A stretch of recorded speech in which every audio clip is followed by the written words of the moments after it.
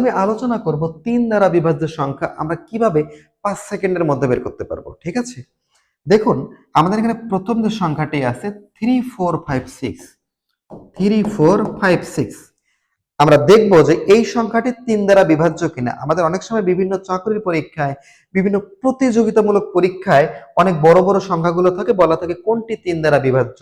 তো সেক্ষেত্রে আমাদের অনেক বড় বড় সংখ্যাগুলোকে 3 দিয়ে ভাগ যায় কিনা চেক করাটা আমাদের জন্য কিন্তু অনেক ডিফিকাল্ট হয়ে যায় কম সময়ের মধ্যে।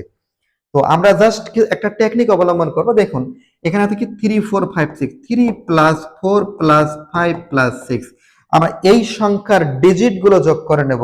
দেখুন কত হয়, 3 4 7, 7 5 12, 12 6 18, 18 হয়। 18 সংখ্যাটি কিন্তু আমাদের 3 দিয়ে বিভাজ্য, সুতরাং এই সংখ্যাটি আমাদের 3 দ্বারা বিভাজ্য। তাহলে 3 দ্বারা বিভাজ্য আমরা কিভাবে বের করব? কোনো একটা সংখ্যা 3 দ্বারা বিভাজ্য কিনা, 3 দ্বারা বিভাজ্য কিনা এটা বের করার জন্য আমরা কি করব, ওই সংখ্যাতে যে অঙ্কগুলো আছে বা যে ডিজিট গুলো আছে আমরা এগুলো যোগ করব। যোগ করে যেটা যোগফল পাবো, যদি যোগফলটা 3 দ্বারা বিভাজ্য হয় তাহলে সংখ্যাটি 3 দ্বারা বিভাজ্য। আচ্ছা, একইভাবে আমরা এখন পরবর্তীটা দেখব।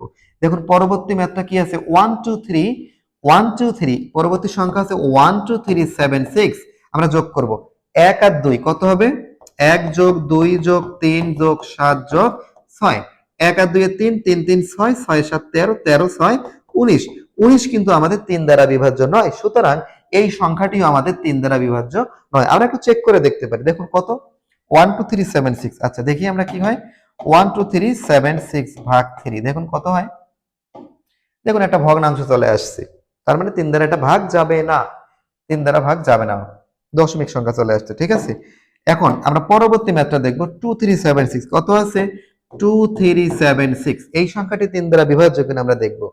তাহলে 2 3 কত হয়, 5 5 7 12, 12 6 18, তাহলে এইগুলো যোগ করলে হবে কত, 18, 18 কিন্তু আমাদের 3 দ্বারা বিভাজ্য, 318, সুতরাং এটাও আমাদের 3 দ্বারা বিভাজ্য। আশা করি আপনারা বুঝতে পেরেছেন।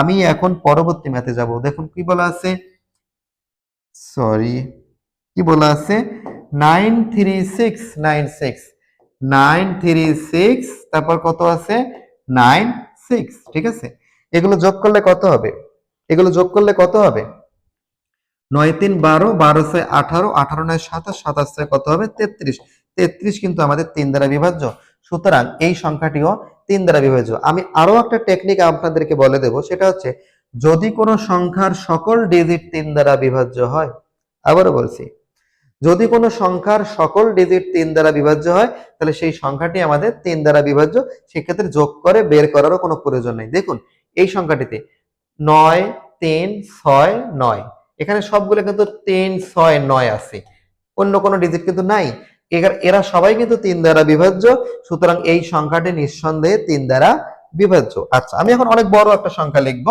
যেমন 7 6 5 3 2 7 9, দেখুন অনেক বড় একটা সংখ্যা, 3 দ্বারা বিভাজ্য কিনা আমি চেক করব।